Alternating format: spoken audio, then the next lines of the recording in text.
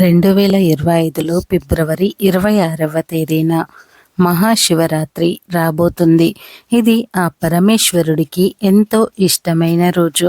అయితే ఈరోజు శివుడికి ఈ ప్రత్యేకమైన ఆకులను సమర్పిస్తే చాలు, బంగారము కొంటూనే ఉంటారు, అష్టైశ్వర్యాలు సిద్ధిస్తాయి, 7 జన్మల పాపాలు పోతాయి. ఎవరైతే బంగారం కొనుక్కోవాలని కోరికను కలిగి ఉంటారో వారు తప్పకుండా ఈరోజు శివుడికి ఈ ఆకులను సమర్పించండి. అలా సమర్పించడం వలన బంగారం కొనుక్కునే యోగాలు సిద్ధిస్తాయి. అంతేకాదు, ఆర్థిక సమస్యలు తొలగిపోతాయి. మీరు కోరుకున్నంత ధనం వచ్చి పడుతుంది, కోరుకున్నంత బంగారాన్ని కొనుక్కోగలుగుతారు. ఇంతకీ శివరాత్రి రోజు శివుడికి ఏ ఆకును సమర్పిస్తే బంగారము కొనుక్కునే యోగాలు కలుగుతాయి అనే విషయాన్ని ఇప్పుడు మనం ఈ వీడియోలో వివరంగా తెలుసుకుందాం. ఫ్రెండ్స్, వీడియోలోకి వెళ్లే ముందు కామెంట్ బాక్స్లో ఓం నమః శివాయ అని తప్పకుండా కామెంట్ అయితే చేయండి. చాలామంది బంగారం కొనాలని ఆశపడుతూ ఉంటారు. ముఖ్యంగా స్త్రీలు బంగారం కొనుక్కోవాలని అనుకుంటూ ఉంటారు. అలా బంగారం కొనాలన్నా, బంగారం కొనడానికి డబ్బు ఏర్పాటు కావాలి అన్నా ఈ మహాశివరాత్రి రోజు శివుడిని జమ్మి ఆకులతో పూజించాలని పురాణాలు చెబుతూ ఉన్నాయి. ఇలా శివరాత్రి రోజు శివుడిని జమ్మి ఆకులతో పూజిస్తే ఖచ్చితంగా మళ్ళీ వచ్చే శివరాత్రి కల్లా బంగారం కొనుక్కునే యోగాలు వస్తాయి. జాతక దోషాలు తొలగిపోతాయి. మీ జాతకం మహా అద్భుతంగా మారిపోతుంది. అంతేకాదు, శివరాత్రి రోజు రకరకాల ఆకులతో పూజలు చేస్తే రకరకాల ఫలితాలు వస్తాయని పురాణాలు చెబుతూ ఉన్నాయి. ఈరోజు మోక్షం కావాలనుకునేవారు దర్భలతో శివుడిని పూజించాలి. దీర్ఘాయుష్షు కలగాలంటే శివుడిని గరికతో పూజించాలి. పుత్ర సంతానం కలగాలి అంటే శివుడిని ఉమ్మెత్త పువ్వులతో పూజించాలి. శత్రునాశనం జరగాలి అంటే జిల్లేడు పువ్వులతో శివుడికి పూజ చేయాలి. ఒంట్లోని రోగం నాశనం అవ్వాలంటే గన్నేరు పువ్వులతో శివుడిని పూజించాలి. వాహన ప్రాప్తి కలగాలి అంటే ఈరోజు శివుడిని సన్నజాజి పువ్వులతో పూజించాలి. పాడి పంటలు బాగుండాలి అంటే గోరింటాకు పూలతో శివుడిని పూజించాలి. లక్ష్మీ కటాక్షం కలగాలి అంటే అక్షింతలతో శివుడిని పూజించాలి. ముఖ్యమైన పండుగలో మహాశివరాత్రి ఒకటి. ఏటా మాఘ బహుళ చతుర్దశి శివరాత్రిగా జరుపుకుంటారు. ప్రతి నెల కృష్ణ చతుర్దశి మాస శివరాత్రిగా జరుపుకుంటాము. ఆ రోజు కూడా ప్రార్థనలు చేసినప్పటికీ మహాశివరాత్రి మరింత ప్రత్యేకమైనది. దీనికి అత్యంత విశిష్టమైనదిగా, పరమ పవిత్రమైనదిగా భావిస్తుంటారు. శివరాత్రి రోజున ఉపవాసం ఉండి జాగారం చేస్తే పాపాలన్నీ కూడా నశిస్తాయని, పుణ్యం వస్తుందని భక్తుల నమ్మకం. ఉదయాన్నే లేచి తలస్నానం చేసి పూలు పళ్ళతో శివుడికి పూజ చేస్తూ ఉంటారు. ఈ రోజున ప్రతి దేవాలయం కిక్కిరిసి ఉంటుంది. ఇసుక వేస్తే రాలనంతగా శివాలయాల సంగతి మరి చెప్పనవసరమే లేదు. ఇసుక వేస్తే రాలనట్టు భక్తుల రద్దీ కనిపిస్తూ ఉంటుంది. అభిషేకాలు, పూజలతో పరమశివుడిని ఆరాధిస్తుంటారు. భక్తుల పాలిట కల్పతరువు అయిన శివుడికి ఈ విశిష్ట దినాన రోజంతా కూడా ప్రత్యేకమైన పూజలు జరుపుతూ ఉంటారు. రాత్రి కూడా దేవాలయాలు తెరిచి ఉంటాయి. పూజలు, భజనలతో, శివనామ స్మరణతో మారుమ్రోగుతూ ఉంటుంది. ఈ పర్వదినాన లింగాష్టకం, శివ పంచాక్షరి మంత్రం జపిస్తూ ఉంటారు. దీపారాధన చేసి భక్తి ప్రవర్తనతో రుద్రాభిషేకం చేస్తారు. శివ పార్వతుల కళ్యాణం చేస్తారు. రోజంతా పరమేశ్వరుణ్ణి ప్రార్థనలతో, చింతనతో గడిపి రాత్రి జాగారం చేస్తారు భక్తులు. ఈ రోజున పరమేశ్వరుడిని ఆరాధించడమే కాకుండా ఏ తప్పులు కూడా చేయకూడదని, అబద్ధాలు చెప్పకూడదని విశ్వసిస్తూ ఉంటారు.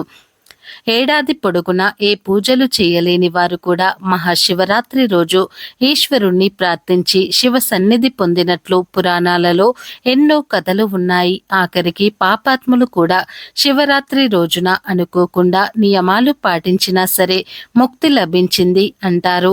గుణనిధి కథ ఇందుకు సాక్ష్యం. శివుడిని ప్రసన్నం చేసుకోవటం చాలా తేలిక, అందుకే భక్త శంకర అన్నారు. బ్రాహ్మణ కుటుంబంలో పుట్టిన గణనదికి ఏ ఆచారాలు పట్టవు. దుర్మార్గాన్ని కూడా అలవరుచుకుంటూ ఉన్నాడు. అన్ని విధాలుగా పతనమైన అతను మహాశివరాత్రి నాడు కావాలని కాకుండా అన్నం దొరకక ఉపవాసం ఉన్నాడు. ప్రసాదం దొరుకుతుందేమో అని ఆశతో దేవాలయానికి వెళ్ళాడు. చీకటిలో కనిపించక అవసరం కోసం దీపం వెలిగిస్తాడు. జాగరణంలో తూగుతున్న భక్తుల అలికిడికి భయపడి పారిపోయి అనుకోకుండా శివ సన్నిధిలో ప్రాణాలు విడుస్తాడు.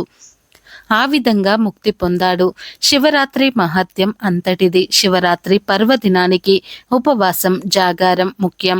మాఘమాసంలో బహుళ చతుర్దశి తేదీ రాత్రి సమయంలో ఉన్న రోజు జాగారం చేసి శివలింగానికి అభిషేకం చేయాలి. ఈ రోజు శివుడికి ఎంతో ఇష్టమైనది. అందరూ ఈరోజు పరమశివుడిని పూజిస్తారు. అయితే అలా పూజ చేసేటప్పుడు ప్రత్యేకంగా ఒక ప్రసాదం పెడితే కోటి పూజలు చేసిన ఫలితం అనేది వస్తుంది. ముఖ్యంగా పెళ్లి అయిన స్త్రీలు ఈ రోజున శివ పార్వతులకు ఈ ప్రసాదాన్ని సమర్పిస్తే దీర్ఘ సుమంగళి యోగం కలుగుతుందని పండితులు చెబుతూ ఉన్నారు.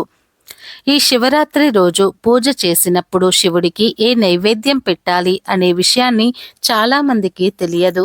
కానీ శివరాత్రి రోజు శివుడికి సమర్పించాల్సిన ఒక ప్రత్యేకమైనటువంటి నైవేద్యం ఉంది. అదే పరమాన్నం.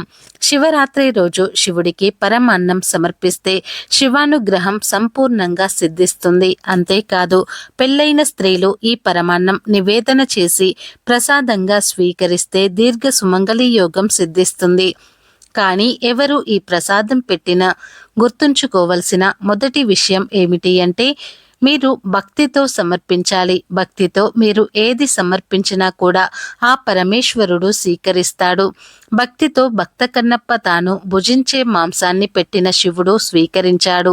అలాగే గూడాగూచి అని ఒక అమ్మాయి భక్తితో పాలు నివేదించిన శివుడు స్వీకరించాడు. కనుక శివుడికి పెట్టే నైవేద్యాన్ని భక్తితో పెట్టాలి. అలా పెట్టే నైవేద్యాలలో శివుడికి అత్యంత ప్రీతిపాత్రమైన నైవేద్యం పరమాన్నం. కనుక ఫస్ట్ ప్రయారిటీ పరమాన్నానికే ఇవ్వాలి. శివరాత్రి రోజు పరమాన్నం నైవేద్యంగా పెడితే చాలా మంచిది. దేనితో పాటు కదలీ ఫలం అనగా అరటి పండ్లు, దద్దోజనం కూడా నివేదన చేయవచ్చు. ఈరోజు ఇంట్లో శివలింగం ఉంటే శివుడికి అభిషేకం చేయండి. ఎందుకంటే శివుడు అభిషేక ప్రియుడు. అలా అభిషేకం చేసుకుని పూజ చేసుకున్న తర్వాత పరమాన్నం నైవేద్యంగా పెట్టండి. పరమాన్నంతో పాటు దద్దోజనం, అరటి పండ్లు, కొబ్బరికాయ, ఖర్జూరాలు ఇలా రకరకాల నైవేద్యాలు పెట్టుకోవచ్చు. కానీ పరమాన్నం ప్రధానంగా నివేదన చేయాలి. ఇలా చేయటం వలన శివుని యొక్క అనుగ్రహం అనేది విశేషంగా లభిస్తుంది. దరిద్రం అనేది తొలగిపోతుంది. అష్టైశ్వర్యాలు సిద్ధిస్తాయి. కాబట్టి ఈ మహాశివరాత్రి రోజు మీరు కూడా పరమేశ్వరునికి ఇప్పుడు చెప్పిన ఈ విషయాన్ని సమర్పించి ఈ పరమాన్నాన్ని నివేదన చేసి మీకు ఉన్న కష్టాలను తొలగించుకొని ఆనందంగా జీవించండి. ఫ్రెండ్స్, ఈ వీడియో నచ్చితే లైక్ చేయండి, షేర్ చేయండి. అలాగే మా ఛానల్ని ఫస్ట్ టైం కనుక చూస్తున్నట్లయితే ఇప్పుడే సబ్స్క్రైబ్ చేసుకొని పక్కనే ఉన్నటువంటి గంట సింబల్ని యాక్టివేట్ చేసుకోండి. అప్పుడే మేము పెట్టేట ప్రతి వీడియో అనేది మీకు నోటిఫికేషన్గా వస్తాయి. అలాగే ఈ వీడియో నచ్చితే కామెంట్ బాక్స్లో ఓం నమః శివాయ అని తప్పకుండా కామెంట్ అయితే చేయండి. ఈ వీడియోని మీరు పూర్తిగా చూసినందుకు మీకు ధన్యవాదాలు.